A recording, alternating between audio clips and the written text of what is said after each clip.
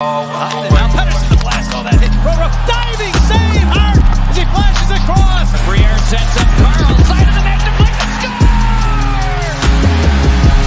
Briere moving in. Stop. Cuts to the middle. Still has it. Shot!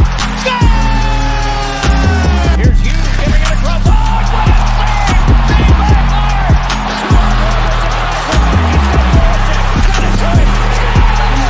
He's in angle. Short-handed mid. He scores! Up top, cruising is Provorov. He scores! Ivan Provorov!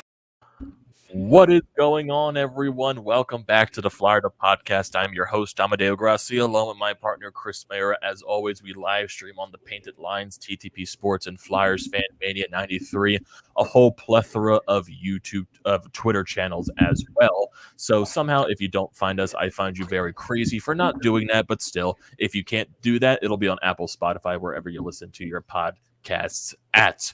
So we got some breaking news, and yet we haven't done a podcast, I think a week or something like that. So a couple of games have passed, one Flyers win, a couple of losses. And before we get into that stuff, a little bit of breaking news. So Ryan Ellis and Kevin Hayes, they returned in the previous game against the Dallas Stars, where the Flyers lost 5-2.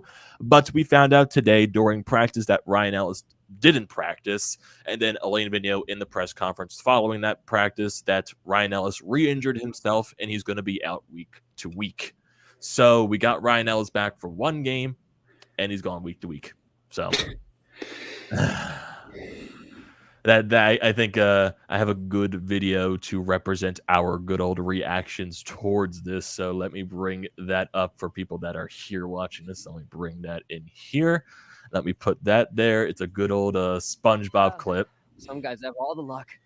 I was born with glass bones and paper skin. Every morning I break my legs, and every afternoon I break my arms. At night, I lie awake in agony until my heart attacks put me to sleep. Oh, no! No!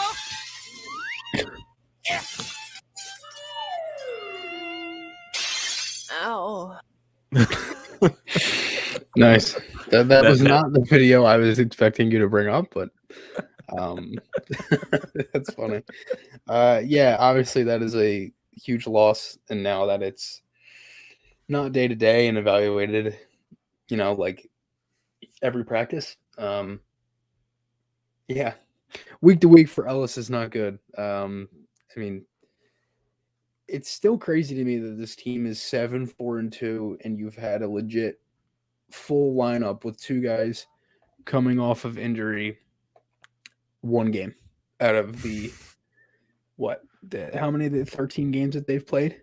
Like it just boggles my mind, man.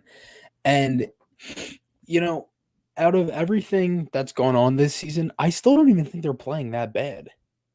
You know what I mean? Like I obviously everybody knows I'm more of the one that I will legitimately get mad or aggravated at something when there's a reason to. Like, I'm not going to sit here and make it like them not scoring goals isn't an issue, but they've won games while scoring 2 goals or, things like that, or, not being able to score as many as they were in the previous games, in the start of the season. Obviously, losing Ellis hurts, and certain guys have been getting there. Like, Lindblom's going to be a healthy scratch tomorrow. I personally don't love that decision because I feel like Lindblom has been getting there, and to put him on the fourth line the last game, I didn't really like the lines last game either. But I understood some of them. I liked Hayes with Atkinson and Farabee. I thought that was fine. JVR obviously going up. He's been playing well, so that's fine. But really, Lindblom, I don't see any point of him playing on the fourth line. You know what I mean? Like, I don't necessarily think that that's anything beneficial to him. If that's what you're going to do and continue to put Lindblom there, you might as well scratch him and just have him play and sit in the press box, because there's absolutely no point of Oscar Lindblom suiting up to play on the fourth line. There just isn't. It's nothing beneficial to him. Ellis obviously being out isn't great because it's a good amount of time now and it's week to week. Hopefully there's no surgery or anything involved. I know I'm getting off really negative to start this, and I'm usually not like that. But Braun's been playing well with Provorov. I think that's definitely beneficial to the team. Ristolainen and Sanheim have actually been really good the past couple of They games, and have, they yeah, look I like was they're gonna- getting a lot of chemistry. Yeah, I was just going to get into that. I feel like Ristolainen's kind of settling into his game.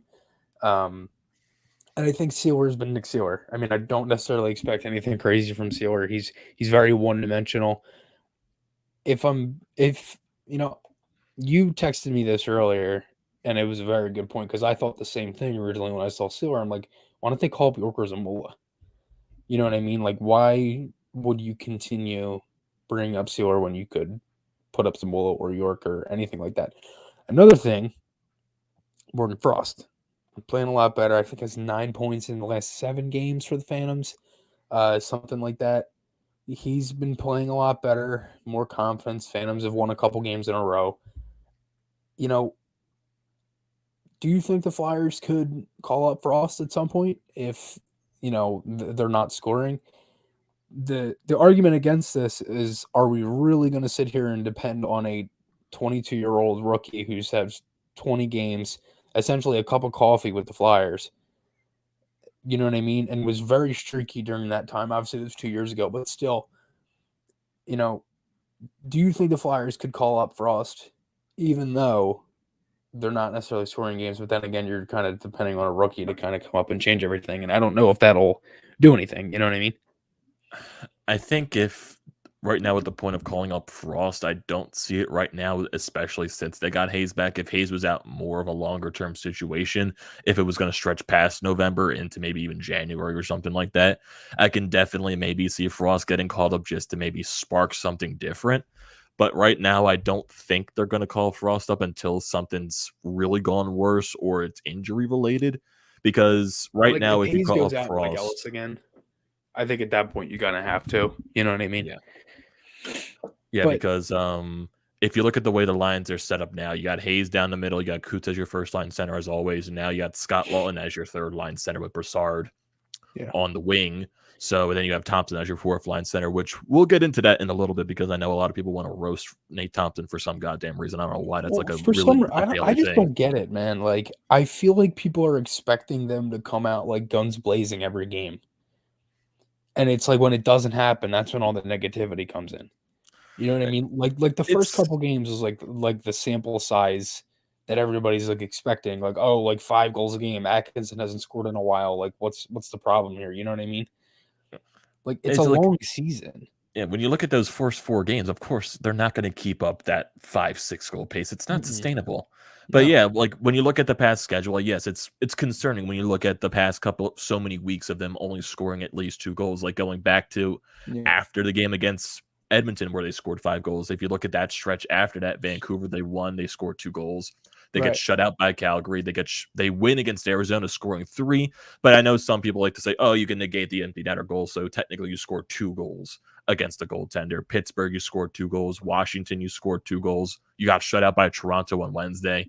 You beat Carolina on Friday, scoring 2 goals, and you scored 2 goals again against Dallas. So right now they're really struggling to get that above 2-goal mark right now. How many games did they win though? They beat Arizona. They beat Washington. They beat Carolina. And they beat You're Vancouver. Still winning games. You know what I mean? It's not like they're 0-6-1 in their last 7 or something like that. Like, they're winning games. And if I'm being honest with you, is it really that concerning? Like, I personally don't think it's that concerning.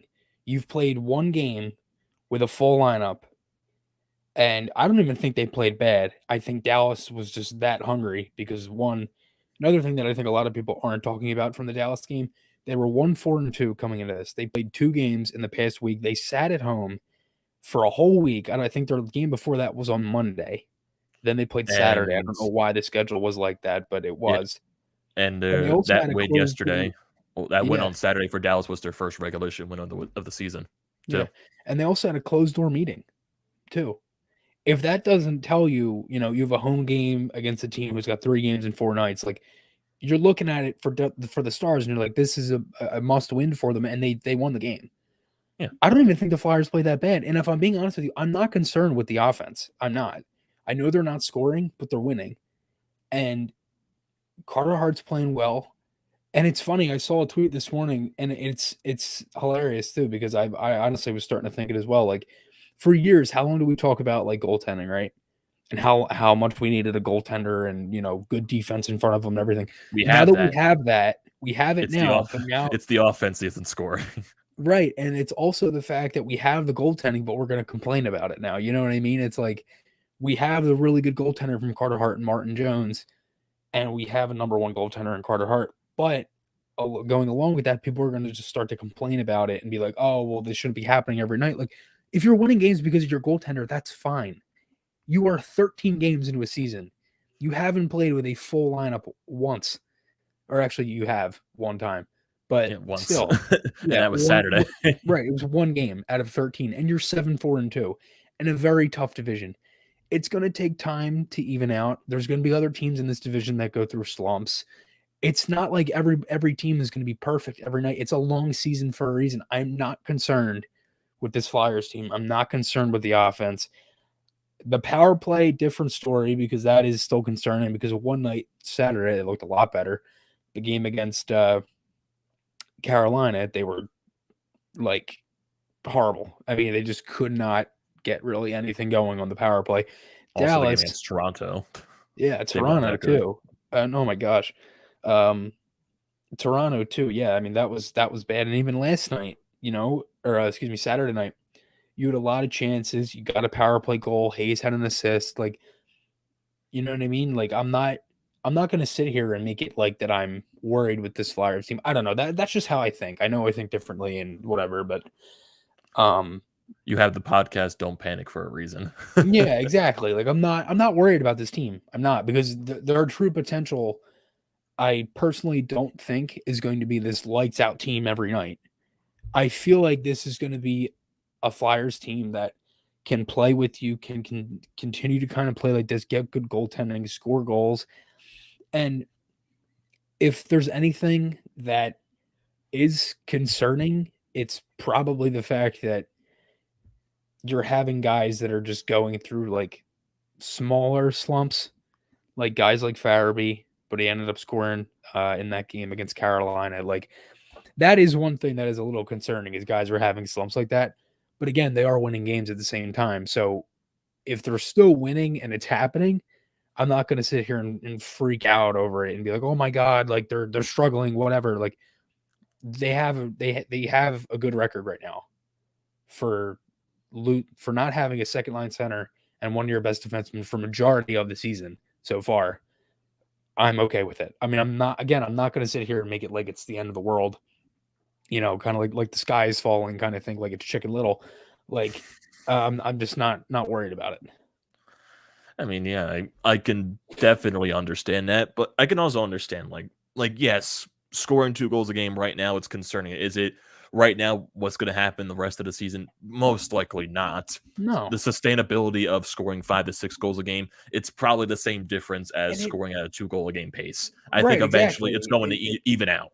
Yeah, exactly. And it's the same thing with goaltending. I mean, do you think Carter Hart's going to play like this every game? No. I'm sure him I hope he or does. Jones. Yeah, you know what I mean? Like, they're probably going to have an off game at some point. It happens. It's a long season for a reason. There's a reason you play 82 games.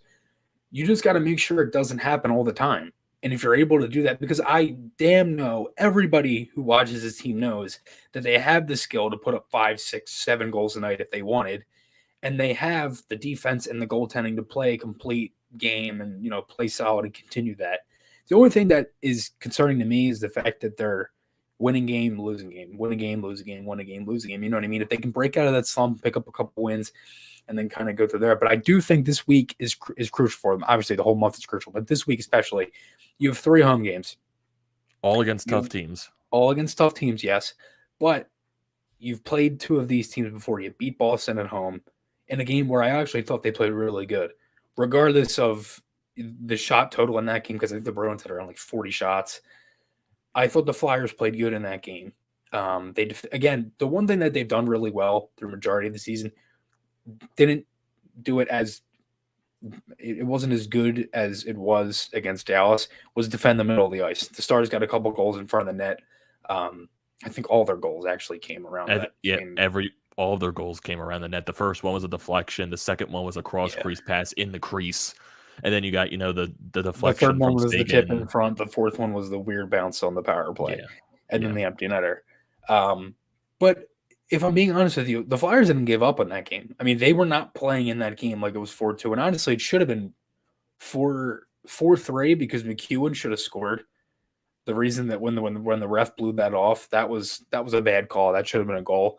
So it wouldn't have looked as bad as it actually was. But and who knows if that goal counts? Maybe the Flyers tie that game. You know what I mean? I mean, well, I think at that standpoint it was 5-2 when that happened. So I don't think it would have made a difference. Yeah, it was 5-2. Okay. Yeah. Well, whatever. But still, like, the one thing I liked, though, was the fact that they battled. I thought they won a lot of puck battles. It just felt like Hudobin was kind of doing the same thing Hart did in Carolina. And he was just making all those saves. And they had a couple of chances on the power play that just rolled wide. Like, you had that pass from Panicking to Sanheim that he robbed. Yeah, I mean, I thought that was one of their best first periods of the season. They had 19 shots in the first.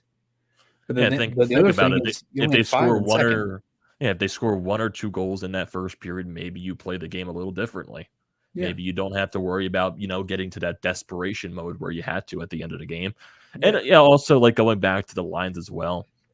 I know like when you yes, like for JVR to contribute for this team, he does have to be up on a different line, but I don't like him on the first line with Couturier and Giroux. I don't know. I think he just kind of slows that line down. If you know, from my opinion, like with Konechny on that line, it just looks a little faster, but with JVR on the line, it just looks slower. If you know what I mean. No, I mean I know what you mean because I've it's not that I feel that way too. It's just like I see what you're saying because Konechny is faster than JVR, so that does make sense. But I feel like JVR that 5-on-5 has been playing well, and he hasn't had many power play opportunities.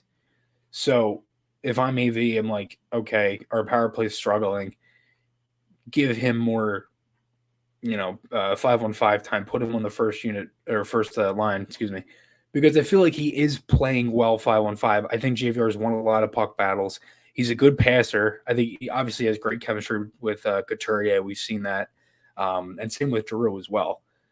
But if there is one thing that I did like from that game was the fact that not all of the Flyers' chances came from the rush. They won puck battles. They were able to get shots from the point. The defense was pinching at like any time they could. Sanheim had a handful of chances to score. Ristolainen had one. He pinched in on the first goal of the game. Mm-hmm. Yeah. Yandel almost scored a couple times. He had one slap shot. I think he had a wide open look. He ended up passing it over to JVR in the first minutes of the second period. And how about that JVR goal? That might have been the weirdest goal I've ever seen go into the net. Yeah, it's like all the chances. 3 Stars players and just like rolled in. Yeah, it was just like all the chances you were getting, and that's the puck that goes in. Okay. Yeah. I guess it's just one of those goals where you have to get into the dirty area. You got 3 stars in the crease. You got JVR, Ristolainen coming up into the play to try to poke the puck in. Yeah. Especially if JVR's like sitting there like swinging his stick at it. Yeah, he's like flat on his ass trying to whack his stick at the puck. Yeah, exactly. So, I mean, look, it is what it is. The one thing, though, I do think with this week for the Flyers is you have Calgary, a team that I don't necessarily think has played the best in recent games. I'm not really too sure. I could be completely off with that statement. I'm going to look that up now so I don't make myself look like an idiot. But I'm also going to check their recent schedule because I know they did win their last previous game of the before. They're 5-2-3 in their last 10. Yeah, they shut out Ottawa on Sunday. Vladar got his first shutout of the season. So, and yeah, if you're going into this game, it's not going to be like you're in a goal scoring drought right now. It's not going to be easy to score against Calgary with the way Markstrom has been playing this year because he has been flat out amazing. Yeah, this year. And after that 4-0 win for the Flames over the Flyers, they had a loss to the Predators, a loss to the Stars. They were both in overtime. Beat the Rangers 6-0 at home. And then they were on a 30-game losing streak against San Jose, Montreal, and Toronto. And then they just beat Ottawa yesterday 4-0, like you said. So really, they've only had 2 wins since they have played the Flyers back on October 30th. So they're obviously not playing the best, but 4-0 win yesterday, and they can. I mean, we've seen how Calgary can play against the Flyers, and the Flyers just did not look good at all in that game. That was not a showing of what the Flyers can actually do, and I feel especially like they will. especially when you have guys like Johnny Gaudreau coming back home. He's always going to perform well at Philadelphia. Sean Monahan likes to play against the Flyers, so he's going to step up in that game. And just look at Markstrom's stats on the season. Like 11 games played, 5-3-3. He has a 1.81 goals against average and a 9.35 save percentage with 4 shutouts already. Like I think the dude is putting up well too. Yeah, he is. He's 3-0-1 with a 1.96 goals against and a 9.33 save percentage with 1 shutout. So yeah, Markstrom right now is putting up Vezina numbers. I think it's also a good testament to their defense too. I mean, Calgary is a completely different defensive team, and they don't really give up many chances. I think the Flyers had. I think Provorov said it today in his media availability. I think they had 4 shots in the first 35 minutes of that game. Yeah, they were not good in that game at all. Yeah. And it was the fact that you had, you played with all the travel and you played a good game before in Vancouver. And Calgary was also playing well at the time. They won 5 in a row, 6 in a row before that. So look, it happens. And I think this is but what I was getting to my point was I do think this week for the Flyers is crucial, obviously, because of the schedule, but it's 3 home games. You have a day in between each, Tuesday, Thursday, Saturday. You got Calgary, who, again, you've played before. That's a winnable game. Tampa Bay, they don't have Kucherov. They haven't looked like the Lightning, but they haven't necessarily bad either. Yeah. And Boston is definitely beatable. Boston is a beatable team. They won't be easy, but they are a beatable team. And Boston going into that game, they played yesterday. They're off the entire week before Saturday. They're off all 5 days. So you're going to have either a really rested Boston team or a really rusty Boston team from having that many days off. Yeah, that's kind of where you want the Flyers just to pounce on them. And if they can't, then you want to be able to, and that's the thing with the schedule. Like, why? Why do the Bruins have 5 days off? Why did the Flyers have to travel back to back from Carolina to Dallas? Like, that's a weird scheduled travel. Right. Why do we have 16 back-to-backs? This is why I wish when the Sixers were rumored to move to play in Camden and South Jersey, I wish they did it. Because this would have opened up this Wells Fargo Center. You would have just had concert dates and then the Flyers, and they probably would have had less back-to-backs, not as much as a condensed schedule together and everything. Like, why the hell do they play games when you go from, what was it before Toronto? Saturday night? Yes. Who did they play Saturday? Oh, Washington. They played Washington on Saturday. They had 3 days off. And then Sunday, Monday, Tuesday, you don't play, and then you play 3 games in 4. Like, why? Why couldn't that be Saturday, Tuesday, and then, like, I don't know, Thursday or maybe Friday against the Stars? But again, there's so many things you got to factor in with the other team and stuff. But yeah, it's frustrating with the Flyers schedule because you have another back-to-back this month. I believe it's Florida. Florida. Yeah, Tampa, Florida. That's Tuesday and Wednesday before Thanksgiving. You got the Black Friday game at home. Then you got a road game against the Devils. You got a home game to wrap up the month against the Islanders. And then just the schedule just doesn't get any easier as the months go on. You start the month of December. And even, too, the last game of the season against the Islanders, that followed by a back-to-back in New York. So both New York teams. Yeah. On the 30th and the 1st. You start December with Tampa and Colorado, I believe. It's a home back-to-back, so it's not that bad. But yeah, so you have 2 back-to-backs in that week. Yeah, you have a home back-to-back against Tampa Bay and Colorado. 3 straight weeks with back-to-backs.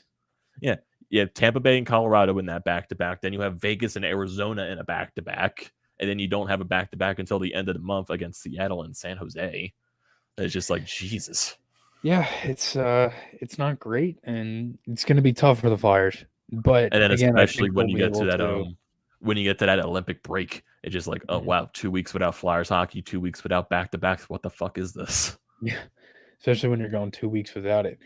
And obviously, that game against Colorado is going to be a good one because Albay Bell got picked up by the Avs off of waivers. Did not play last night for them, but what are your thoughts on that? Because I don't like it. I liked Albie Kubel, regardless of how frustrating he was and how many penalties he took, and had like I believe 60-something penalty minutes in like 100 and something games in the NHL. So not great. He had 44 penalty minutes in the 2020-21 season in the 50 games he played. So obviously there was a lot of good things that he did. He was more physical. He had some good skill, had pretty good shot. And he was just a guy that could bang, and he was always a guy that it felt like in the 2019-20 season, like he was playing so good he got power play time. You know what I mean? But losing him for nothing isn't great. Obviously, you get the cap back for him, and you don't necessarily have to worry about, I guess, with the different line all the time for the fourth line if Brown's in or Albie Cabell's in or McEwen or whoever. But I just don't like it because you lose a guy for nothing. And this is the second time you lost a player for nothing. Freeman, you lost on waivers. Obviously, that was a different story because Freeman, for some reason, was not liked by the team. You could clearly tell that in the games that he had played against them, and they would just kind of target him. But again, it doesn't necessarily seem like the best situation for the Flyers. But I want to hear your thoughts.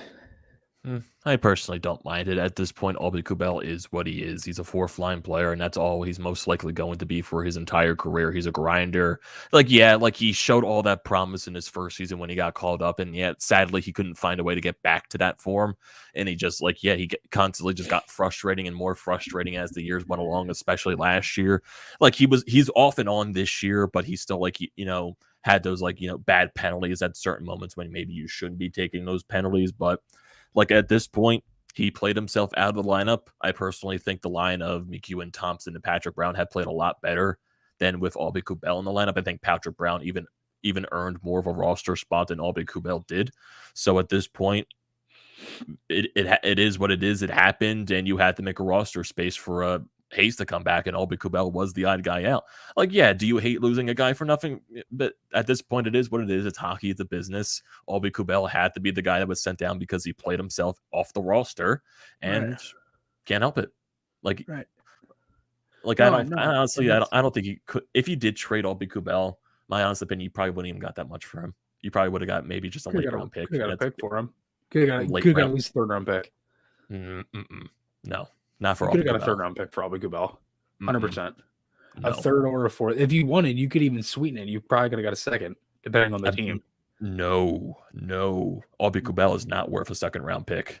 At least a third. At best, he's a fourth round pick. At best, he's a fourth round pick. You're looking at a fifth, sixth, or seventh round pick for him. No way. Third round. He's still young, dude. He's only 25. 25, but he's a fourth line player. That's all he is. Doesn't have to be a fourth line player. He played so good before that he got power play time and could. And honestly, but that was 2 years ago. But it doesn't matter. It does matter at this point. You look at recency bias. The past 2 years, he's been a fourth line player, being a healthy scratch in and out of the lineup, and he's a guy that's been taking bad penalties. Right now, if you're looking at GMs around the league, I know they said a lot of teams were looking at him on waivers, but when you're looking at those statistics, he's not worth a second round pick. I know he had a really good season a couple of years ago, but the past 2 years are more recent than what that did. And right now that showcases more of the player that Albie Kubel is right now than what he was a couple of years ago. So I don't think his value is worth a second round pick. I think he's more worth that fifth, sixth, or seventh range. Yeah. Well, again, keep in mind, I did say you could sweeten it and get a second out of it. Not like a flat base, because obviously I know he's not worth the second rounder, but you could have gotten a third rounder for him easily. Like there had to be some team where you could have traded him. You could have got a third or a fourth round pick. I just don't like losing him for nothing. I get it. You get the cap, but I feel like he could have worked himself out of that. And again, it's another thing of if a guy goes to a different city, different system, everything, different team, like the Avalanche are probably going to use him because I know they've had some injuries and it just sucks because you lose another younger depth guy and you kind of fill in the role with another older guy in Brown. So it is what it is. But It's not Joel. Dude. Oh man, Dude, I just saw that in the corner of my it's eye. funny because I'm actually so aggravated to the fact that the Flyers aren't necessarily scoring. And it's not in the fact that they're not because of what I had said earlier. It's the fact that my fantasy team is struggling because I have a lot of Flyers and they're not putting up points.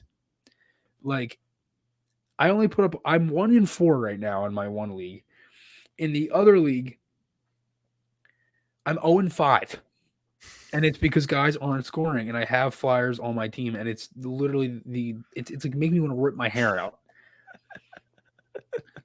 Timmy, don't believe the alumni game is on TV.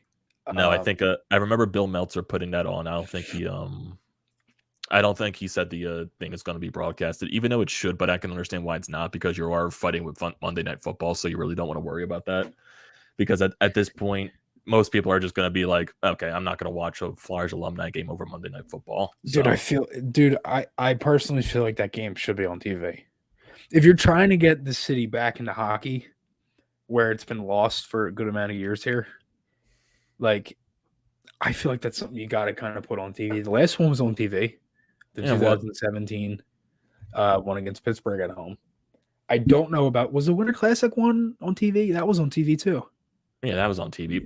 Like, I could understand why you're not broadcasting this game on television, because it's Flyers versus Flyers. Like, when you're going back to the one a couple of years ago, it was Flyers versus Penguins. So yeah, I can understand televising that.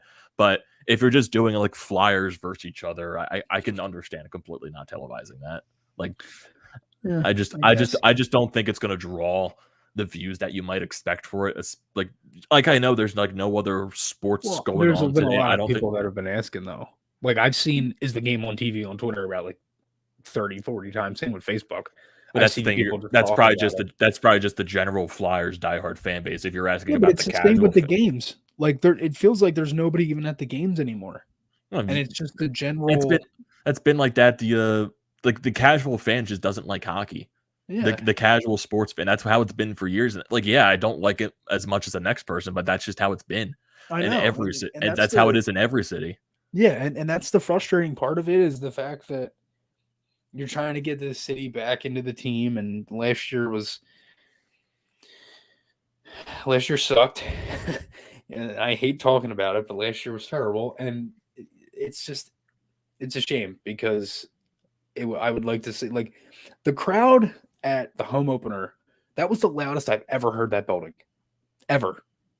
Like, I went to one playoff game and they got shut out, and that was the loudest I ever heard that building.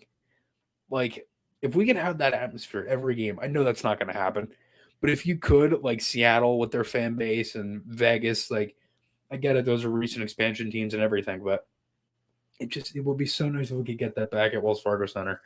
But it's going to be tough to come back. But I feel like this week you might have that. You got Tuesday's game for the Hall of Fame induction for Tocchet and Holmgren. Yeah. You have Tampa Bay. That's a good game, and then you also have Boston on a Saturday night at home. I mean, that's going to draw some fans. So this week you might get some more fans in the building, but. I think it's just the way the NHL has been over the so many years. It's just it's the casual fan. They prefer not to watch hockey. Like, the casual fan right now, it's basketball and football. Those are the sports that run this country. I even baseball is losing their audience, but they're just starting to get it back. So hopefully they can find a way to grow the game once again. But it's just right now, hockey is not appealing to the casual eye. And I know with the what'd you say? I like shook because I caught a chill. It's so cold in my room, and I have a problem with my fan. Huh?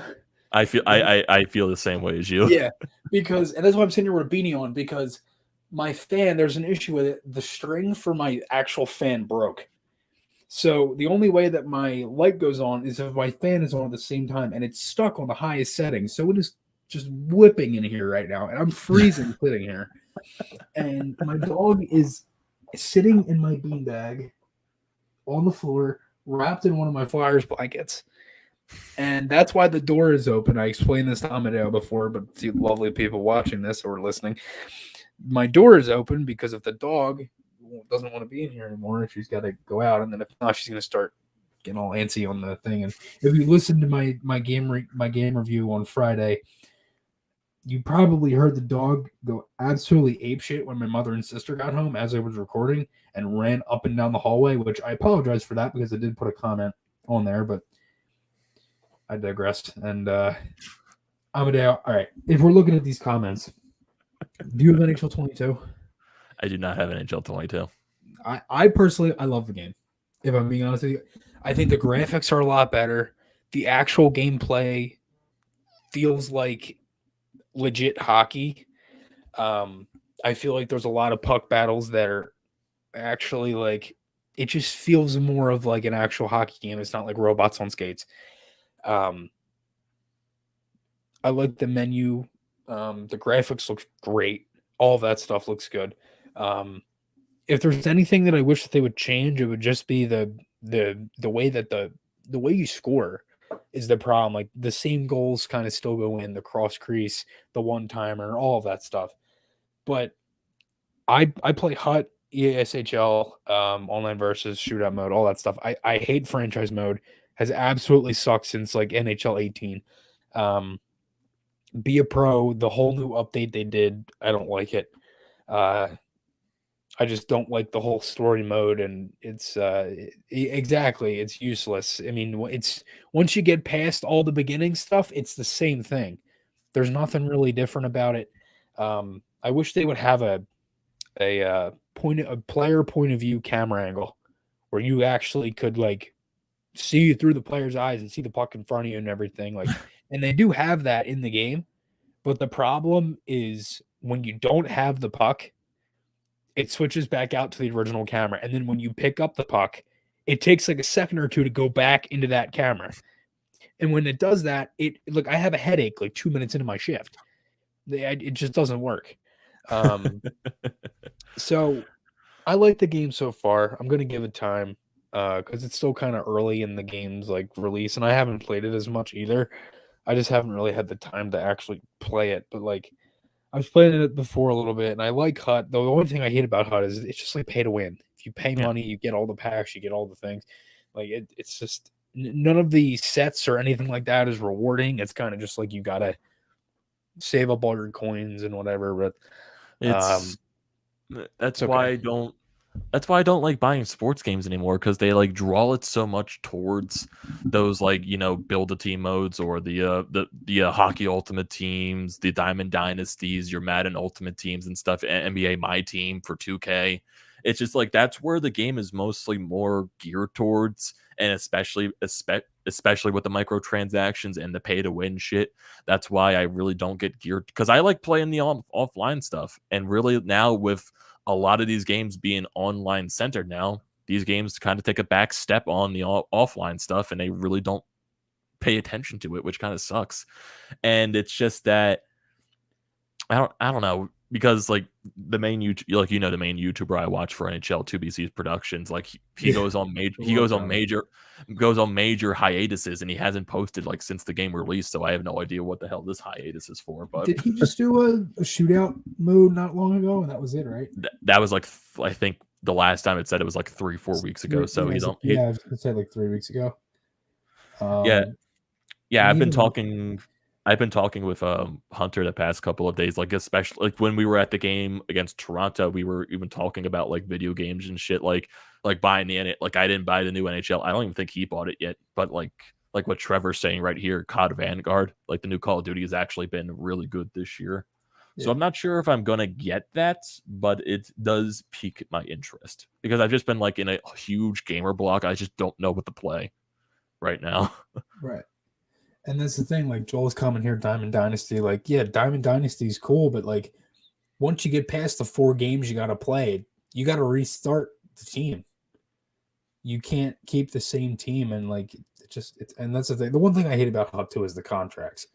I think it is the stupidest thing in the world when you get a player and you have a legit like I have a base card McDavid that I pull out of a pack, and the most aggravating thing throughout the entire thing of HUT is the fact that you have to apply a contract for him to keep playing.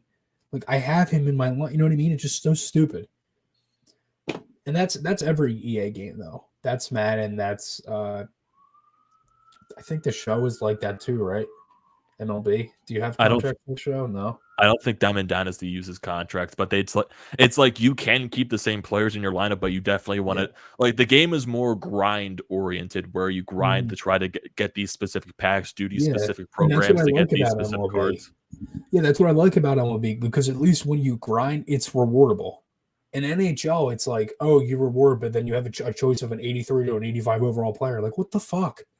Like, give me something that's going to at least, like, I feel like literally 2 weeks into when 22 comes out, every person in the game has like a 90+ overall roster, and you can't find any other, because everybody just grinds the shit out of it and just spends their money on it, and they have the best roster in the world.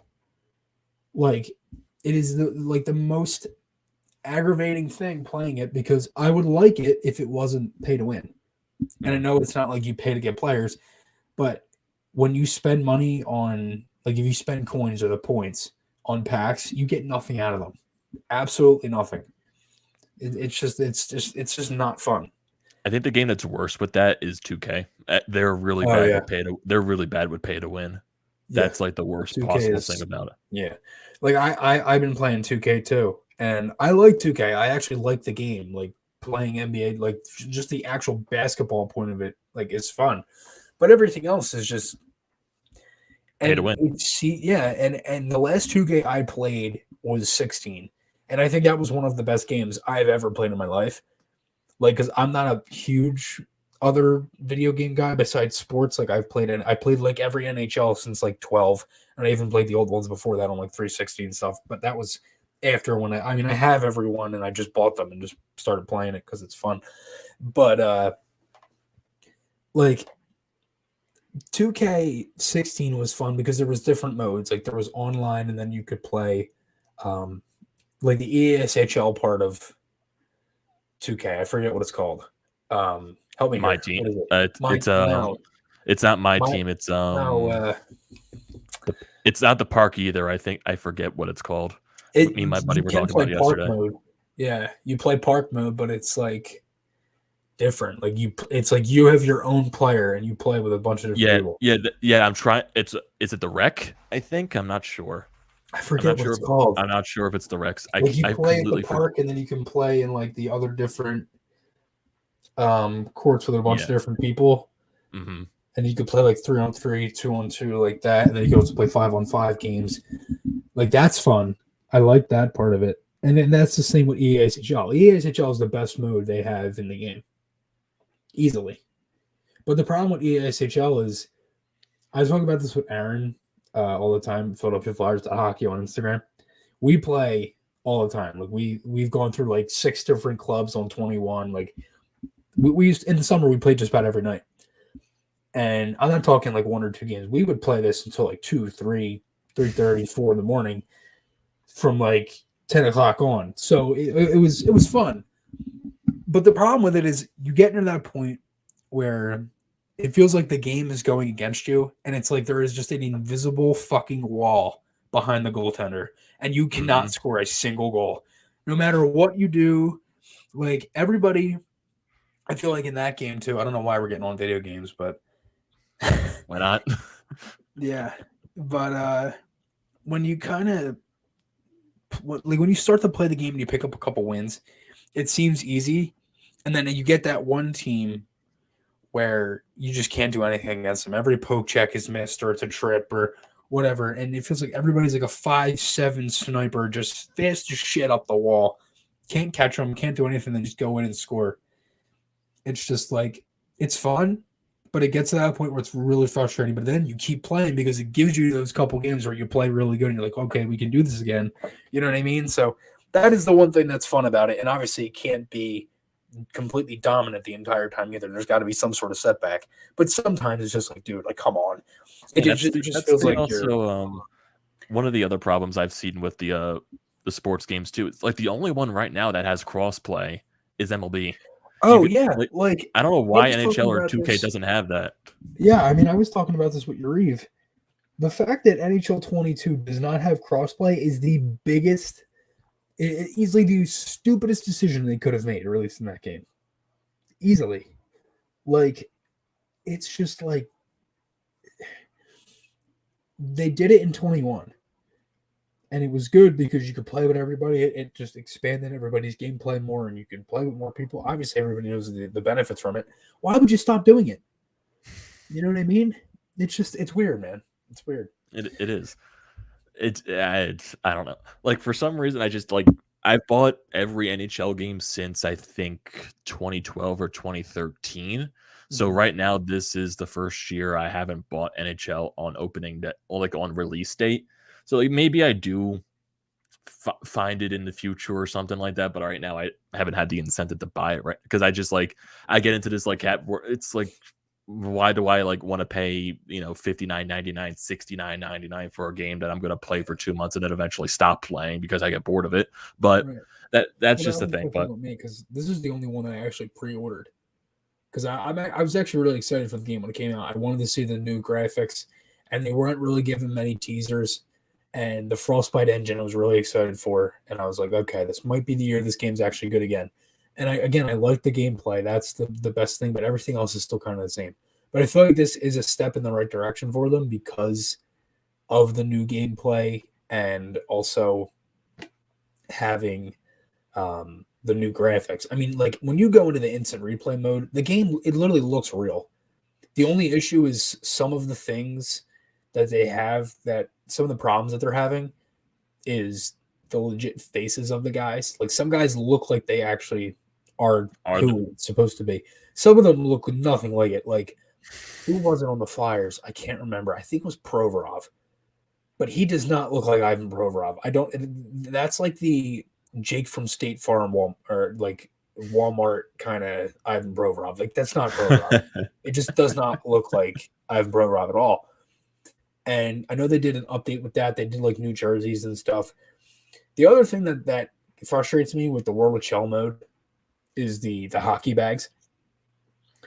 I don't know if you ever played that, Amedeo, but anybody else listening to this or watching, the hockey bags is probably the stupidest thing they could have added into the game, because it's kind of like it's kind of like it's like is it like a like mystery boxes or something? Yeah, it's like that. Yeah, so it's just like a mystery bag, and you get them after wins and certain accomplishments, and when you open them, you actually have to like eat, like if you have a lot, like I have like over like probably 90 in there because I don't open them. I think they're stupid.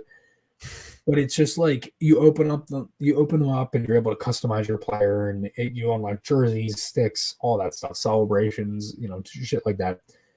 And when you open them up, you can't open everyone at one time. You have to legitimately sit there and open one and then drag the stick like it pulls the zipper of the bag open. And it takes forever. And it's the same thing with the pack animations. They have the cool pack animations, but they just take so long. And then when you actually hold the button to skip it, it just ruins the entire thing. So you have to kind of watch it. Like, some of the things are just at least with MLB The Show, you can skip all that crap and just get to who you get. Right. Yeah, Joel, exactly. Like the bags, they pile up and they take forever to open because sometimes it doesn't even tell you if you get them. I don't even think it does by memory because I don't look at them, so I don't know. But it's like, it's just so aggravating, man. When you have to sit there and drag the left stick for like good 3 seconds just to open each one and then flip through everything. And if you don't even like it, it's like, come on. Yeah, I remember them saying like with the offline stuff with franchise mode in like I know they're adding like downloadable rosters now, so people can now share their rosters. I think eventually, so maybe I'll get the game when that happens. But I do think they're missing the ball on like like GM connected to where you can play online franchise mode with other people. If they brought that back, I would buy the game immediately because I would love to play online. GM mode with you and everyone else, just to, see who can win a Stanley Cup with the best roster. Yeah. And I don't remember a GM connected because my Xbox 360, my parents bought it for me.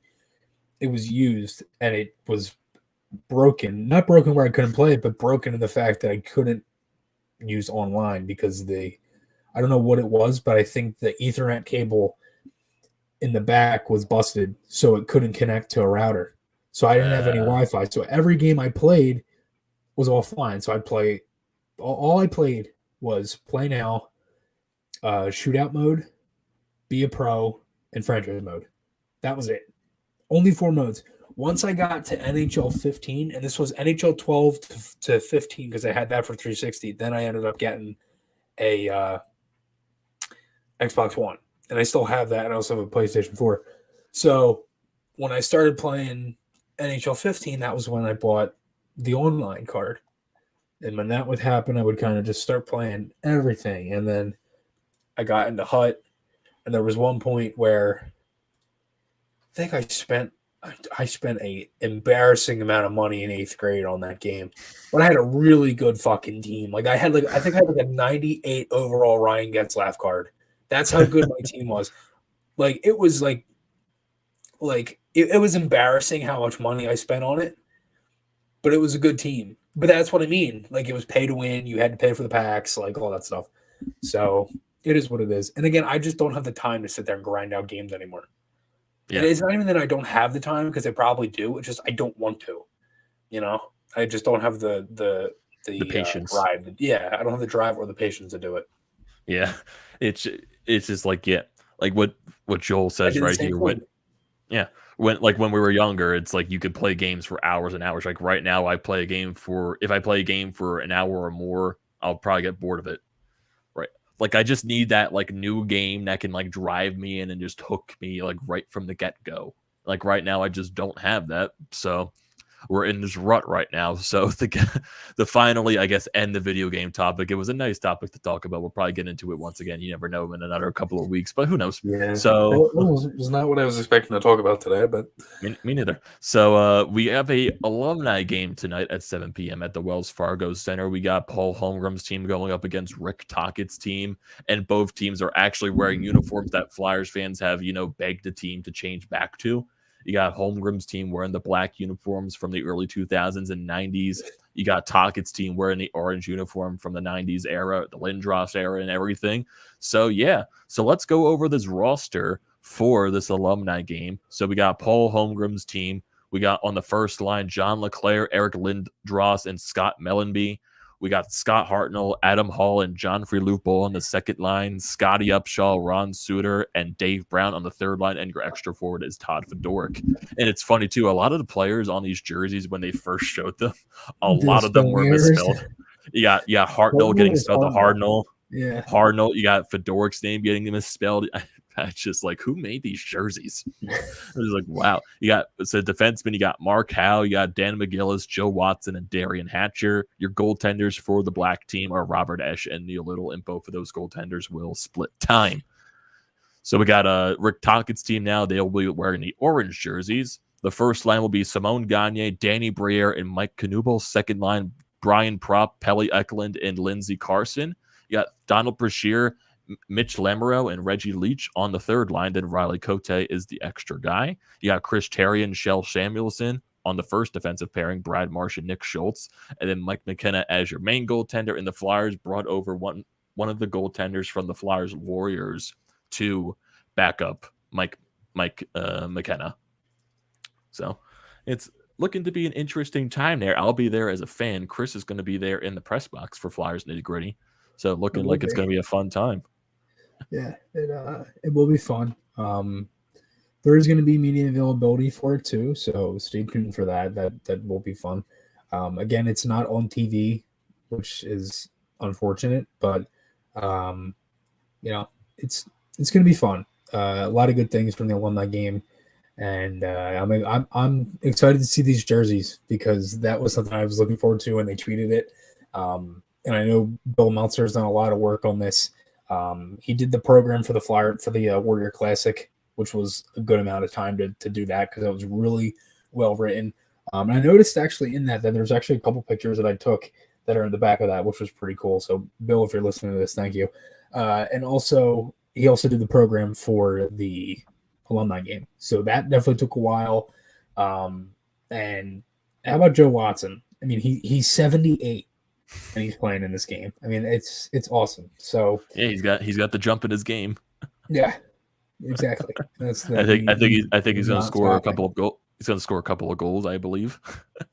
I have a feeling the Briere, Gagne, Knubel line is most likely. I didn't think they scored at least 3 tonight.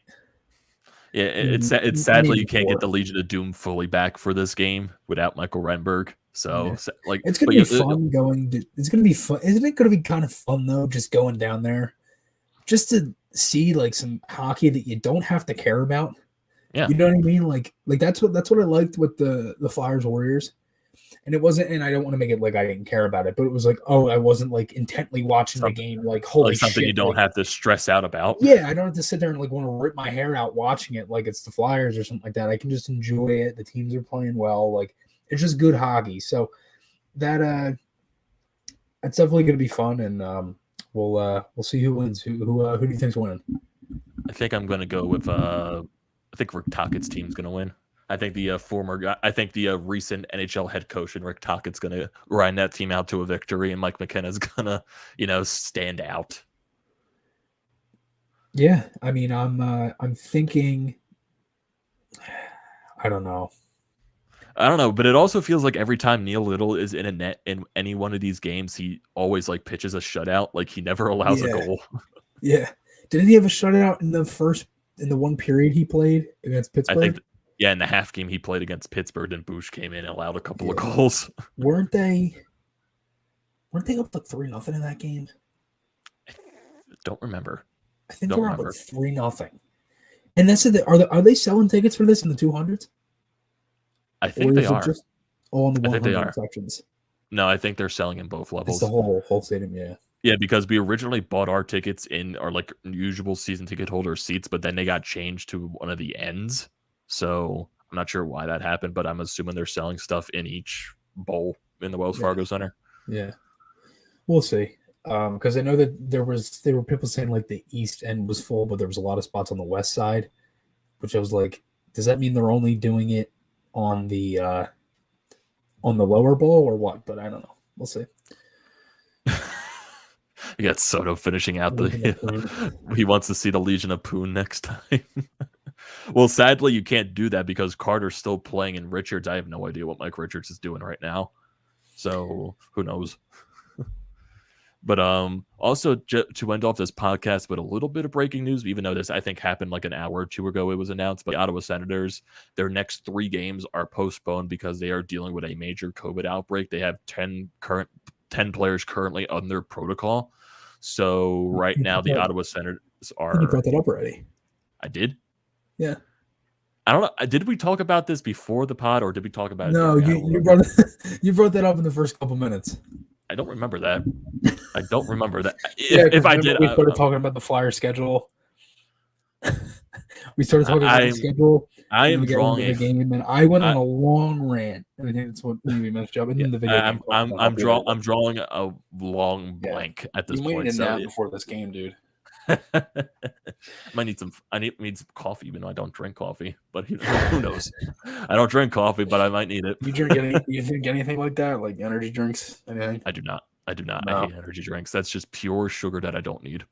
I started drinking Monster, and not my greatest decision, but also. Also, like prayers out to the people that are right now in Lillooet in British Columbia. Right now, there's a huge flood that's expected to happen, and they're evacuating the entire city. So hopefully everyone is safe and manages to get out safely. Just hopefully it passes by. So prayers go out to all those people there. That's unfortunate. Is that near like Vancouver or? I am not. I think it's. I'm not sure if it is closer to Vancouver. It might be if it's in British Columbia, but I'm not sure where at. So yeah, yeah, prayers out to those people going through that situation. Hopefully everything turns out okay. But we are going to end this edition of the Florida podcast. Thank you everyone for joining that did tune into the live stream. If you tuned in late, like you, Joe, I know you tuned in late. You can tune into it on Apple, Spotify, wherever you listen to your podcast at. So definitely don't forget to check that out there when it goes up after this stream ends. And also don't forget to check out the Painted Lines wherever they're at: YouTube, social media, Twitter, Instagram. Definitely check those out. Check out our separate YouTube channels: TTP Sports for me, Flyers Fan Mania 93 for Chris. Also our separate Twitter accounts as well: the Florida Pod Twitter account, my Twitter account, Chris's Twitter account. Definitely give us a follow there. Also the Florida, a lot of Twitters. Definitely the Florida Pod merch website. The link is down in the description of the stream below. Do not forget to check that out. So thank you for joining this edition of the Florida podcast. Let's see who wins between the Flyers and the Flyers tonight in the alumni game. So I don't know, Chris, are you betting the Flyers tonight? Yeah, I would think the Flyers are going to win this game. Okay. Yeah, I think I'm going to go with the Flyers. So thank you everyone for tuning into this stream, and we will see you next time.